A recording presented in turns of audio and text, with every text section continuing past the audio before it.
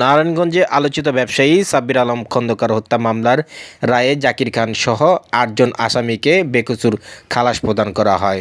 অতিরিক্ত জেলা ও দায়রা জজ মমিনুল হকের প্রথম আদালত এ রায়ের ঘোষণা দেন। এর আগে রায়কে কেন্দ্র করে নারায়ণগঞ্জের আদালত পালায় ছিল উপচে পড়া ভিড়। কোনো রকমের সহিংসতা এড়াতে কঠোর নিরাপত্তার চাদরে ঢাকা হয় আদালত পাড়াকে। রাখা হয়েছিল পুলিশের পাশাপাশি বিজিবিকে। হত্যা মামলায় জাকির খান সহ ৮ আসামিকে বেকসুর খালাস প্রদান করায় জাকির খান অনুসারীরা মিষ্টি বিতরণ করেন আদালত পাড়ায় এবং আনন্দ উল্লাসে মেতে ওঠেন। নারায়ণগঞ্জ কোর্ট আদালত পাড়ায় তাকে আনা হয়েছে।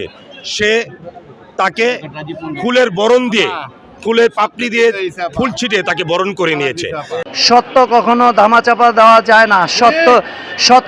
সত্যই আসে, যত মিথ্যা দিয়ে রাখতে চাক না কেন, সত্য কিন্তু ঘুরে ফিরে সত্যটা কাছে আসে। এই জাকির খান যে নির্দোষ, এটা আজকে প্রমাণ হয়েছে। আজকে দীর্ঘদিন কারাবাস করার পর একটি মিথ্যা মামলা থেকে খালাস পেয়েছে। আমরা মামলা চলাকালীন খালি বলেছিলাম আপনারা ধৈর্য ধরেন, ইনশাল্লাহ সত্যের জয় হবে। সেই সত্যের জয় হয়েছে। মিথ্যুকরা আজকে অন্ধকারে পড়ে গেছে, আর যারা সত্যবাদী সূর্যের আলোতে বেরিয়ে এসেছে।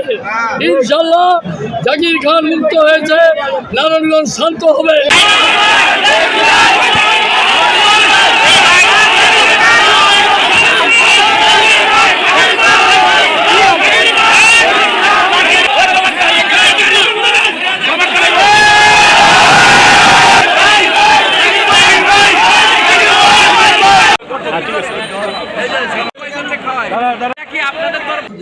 সালের ঘটনা, দীর্ঘদিন এই মামলাটা পরিচালিত হয়েছে।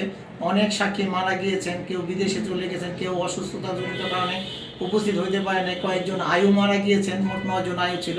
9 জন আয়ু থেকে মাত্র 3 জন আয়ু অ্যাবেল ছিলেন, যারা কোর্টে উপস্থিত হইতে পারছেন, আর বাকি অনেকেই উপস্থিত হওয়ার মতো অবস্থায় নাই।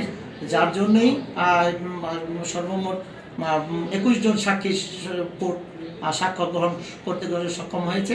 সেই 21 জন সাক্ষীর ভিত্তিতে আজকে মূলত রায় প্রদান করা হয়েছে। আজকের রায়ে এই মামলা আমরা রাষ্ট্রপক্ষ সন্দেহাতীতভাবে প্রমাণ করতে না পারায় সকল আসামিকে খালাস দিয়েছে।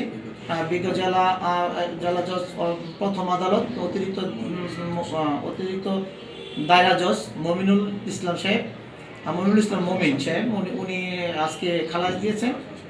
এই 8 জন আসামি যারা চার্জশিটভুক্ত ছিল তারা সকলেই খালাস পেয়েছে।